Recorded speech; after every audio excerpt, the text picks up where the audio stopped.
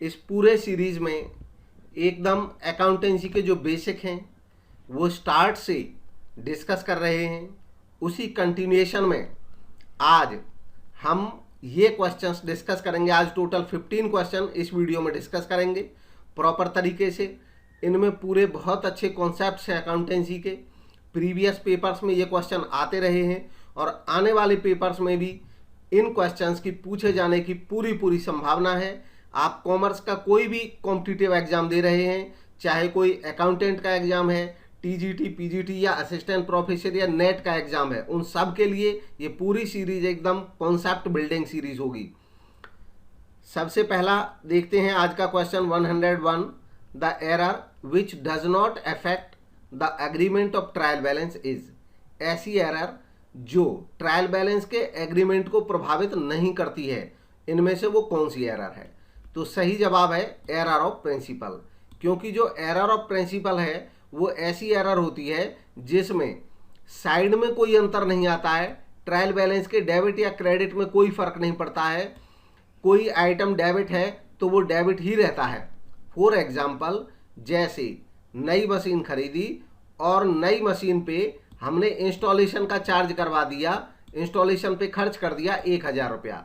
तो as per accounting principle जब हम कोई फिक्स्ड एसेट नई खरीदते हैं, चाहे वो हम किसी से पुरानी ही खरीद लें, लेकिन हमारे यहाँ वो नई आई है, पहली बार आई है, और उस पर उस समय जितने भी हम खर्च करते हैं तो वो इसकी कीमत में जुड़ जाते हैं, यानी कि वो कैपिटल एक्सपेंडिचर माना जाता है।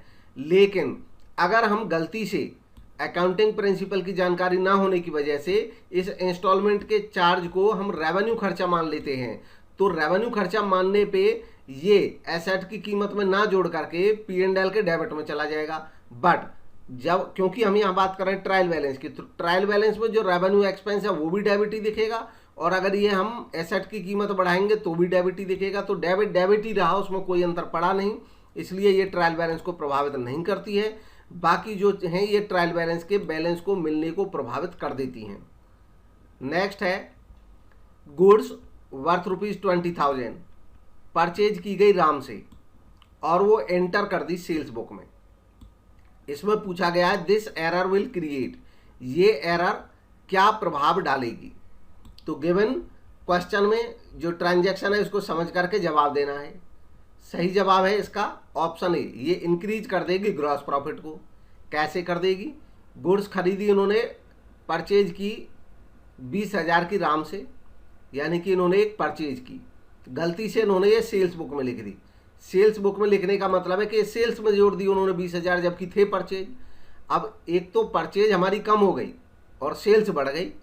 सेल्स बढ़ने से ट्रेडिंग अकाउंट में जब सेल्स बढ़ेगी तो ट्रेडिंग अकाउंट का क्रेडिट साइड बढ़ जाएगा, जिससे ग्रॉस प्रॉफिट बढ़ा हुआ आएगा बेवजह। तो ए इसका सही जवाब हुआ। नेक्स्ट है इंस्टॉलेशन चार्जेज। एक नई मशीनरी परचेज की, वो डेबिट कर दिए मशीनरी अकाउंट में। इट इज, तो यह क्या है, किस टाइप की एरर है? तो इसको तो अभी ऑलरेडी एक एग्जांपल के माध्यम से डिस्कस किया ही था। इंस्टॉलेशन चार्जेज है नई मशीन के, वो मशीनरी अकाउंट में डेबिट कर दिए। तो ये क्या है, क्या कोई एरर है भी या नहीं है, इसमें यही बताना है। तो ये कोई एरर है ही नहीं, मशीनरी अकाउंट में ही वो डेबिट करने थे। क्योंकि जब कोई नई फिक्स्ड एसेट खरीदते हैं उस समय उस पर जितने भी खर्च होते हैं उनसे उस एसेट की ही कीमत बढ़ जाती है, इसलिए उस एसेट के अकाउंट में ही वो डेबिट होने चाहिए, मतलब उसको हम कैपिटल खर्चा मानेंगे। तो ये इसका ए सही जवाब है। नेक्स्ट देखेंगे, एक परचेज इनवॉइस 1250 रुपये का एंटर कर दिया परचेज बुक में 1520 रुपये से।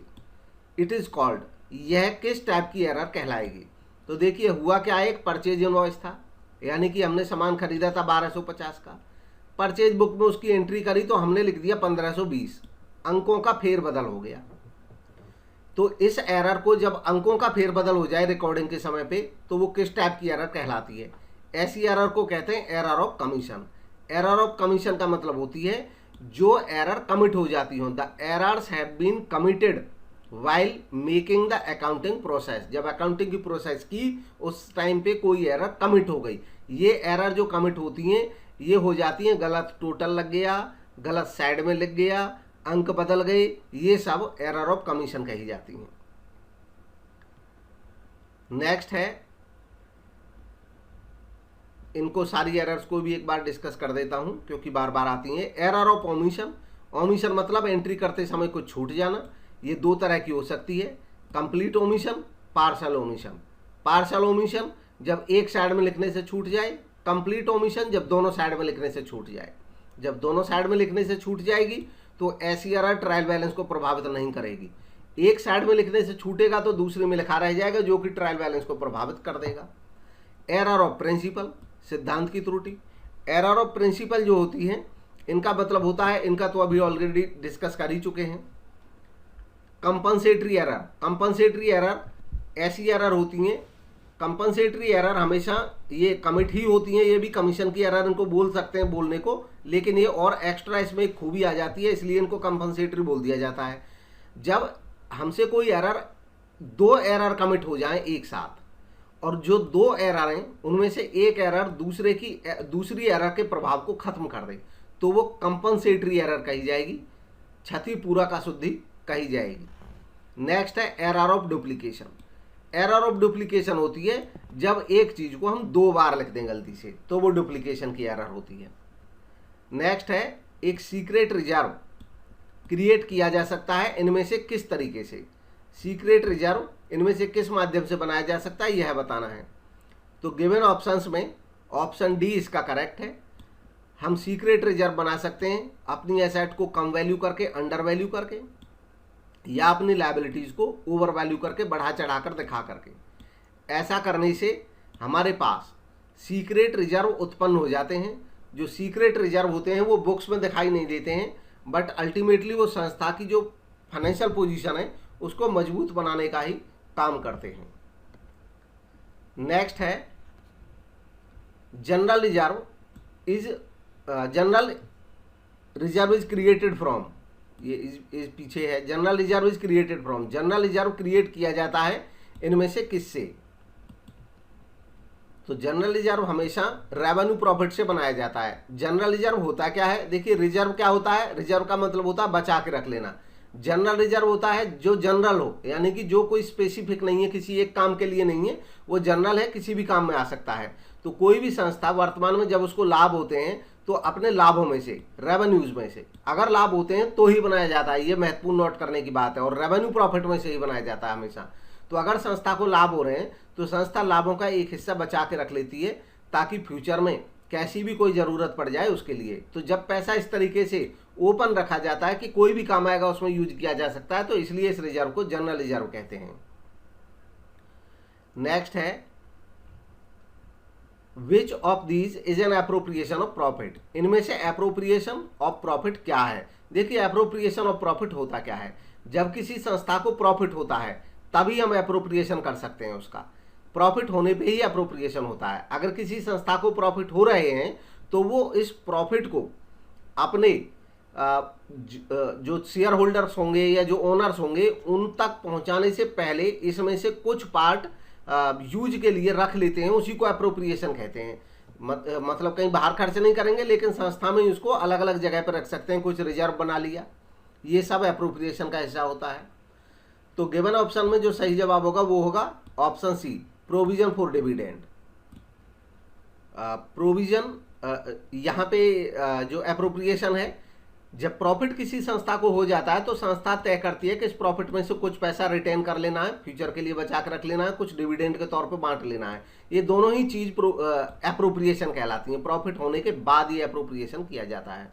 बाकी इनमें से जो है ये सारे के सारे चार्ज अगेंस्ट प्रॉफिट हैं। बोनस की पेमेंट के लिए पैसा बचा के रखना, डेप्रिसिएशन के लिए पैसा बचा के रखना, या डाउटफुल डेट्स के लिए पैसा बचाना, ये प्रॉफिट में से घटाए जाते हैं सीधे सीधे, ये चार्ज अगेंस्ट प्रॉफिट होते हैं, जबकि ये एप्रोप्रिएशन ऑफ प्रॉफिट है।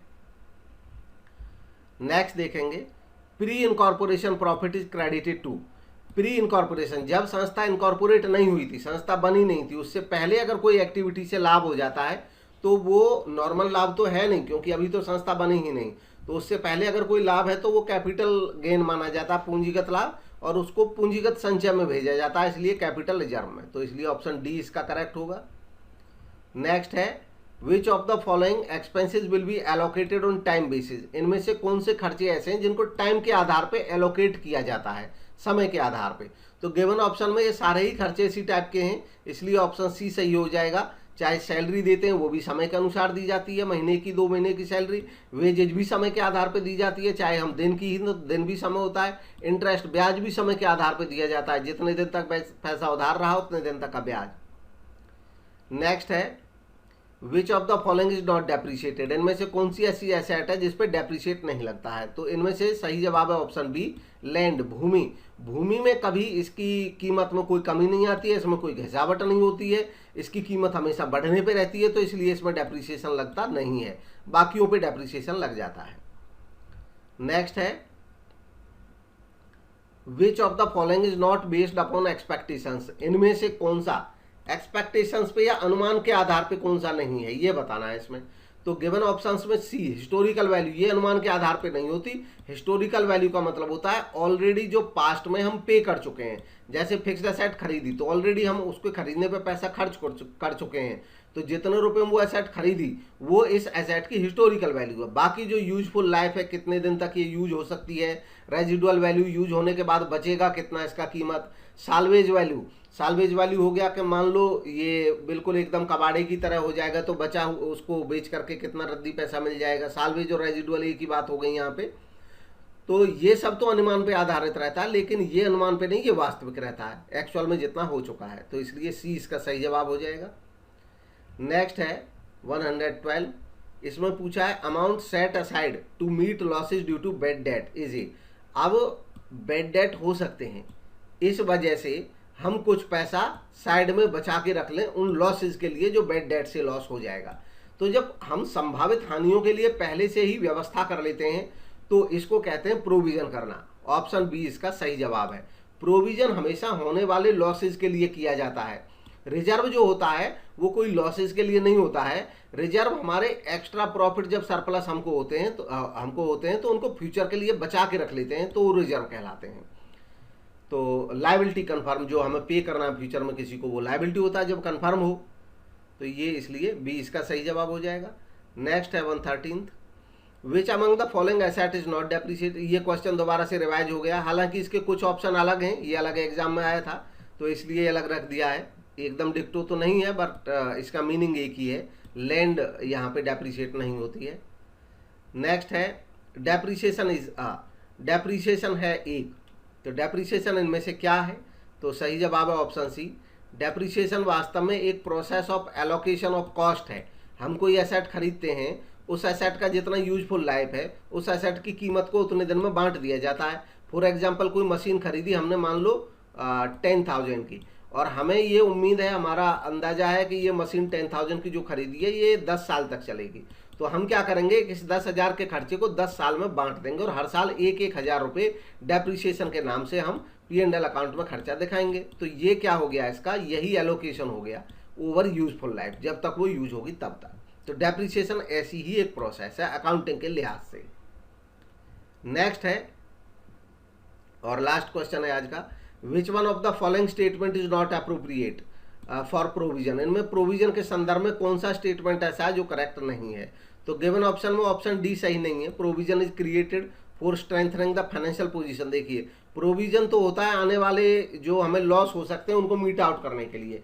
फाइनेंशियल पोजीशन को मजबूत करने के लिए रिजर्व बनाया जाता है, जो बचा हुआ प्रॉफिट है उसको अगर बचा के रख लेते हैं तो संस्था की फाइनेंशियल सिचुएशन मजबूत होती है। बाकी प्रोविजन के बारे में सही स्टेटमेंट है। प्रोविजन एक नॉन लायबिलिटी होता है, मतलब हमें पहले से ही पता होता है। देखिए provision is created for non liability but for unknown amount. Liability तो नोन है लेकिन अमाउंट अननोन है, इसलिए प्रोविजन बनाते हैं। जैसे हमें लग रहा है कि कुछ डेटर हर साल डूब जाते हैं, तो ये तो बात तय है कि कुछ पैसा डूबेगा, लेकिन श्योर नहीं है हम, इसलिए प्रोविजन बनाते हैं। नेक्स्ट है provision is a charge against profit. ये भी सही है। चार्ज अगेंस्ट प्रॉफिट ऐसे खर्चों को कहा जाता है जो हमेशा लाभ को कम कर देते हैं और प्रॉफिट में से घटाने पड़ते हैं, चाहे हमको प्रॉफिट हो या ना हो। अगर हानि हो रही है तो ये हानि और बढ़ जाएगी हमारी, लेकिन प्रोविजन अगेंस्ट प्रॉफिट इसलिए कहा जाता है कि ये जो प्रोविजन होते हैं ये हमें हर हाल में करने ही पड़ते हैं। नेक्स्ट है creation of provision satisfies the principle of conservatism. ये बात सही है। प्रिंसिपल ऑफ कंजर्वेटिज्म कहते हैं उस सिद्धांत को अकाउंटिंग की को जिसमें यह माना जाता है कि होने वाले संभावित हानि के लिए पहले से ही पैसा बचा के रख लो। तो होने वाली हानि के लिए जो हम पैसा बचा के रखते हैं प्रॉफिट से, उसी को प्रोविजन कहते हैं। तो इसलिए ये सारे सही हैं और डी जो है ये रॉन्ग स्टेटमेंट था, तो इस कारण से डी इसका सही जवाब हो जाएगा। तो ये थे आज के क्वेश्चंस। कमेंट के माध्यम से आप अपने विचार दे सकते हैं। Thank you for watching. अगर अभी तक चैनल को सब्सक्राइब नहीं किया है तो सब्सक्राइब करें। आने वाले समय में हमारा चैनल आपकी पूरी मदद करेगा अगर आप कॉमर्स का कोई भी कॉम्पिटिटिव एग्जाम दे रहे हैं तो। Thank you for watching.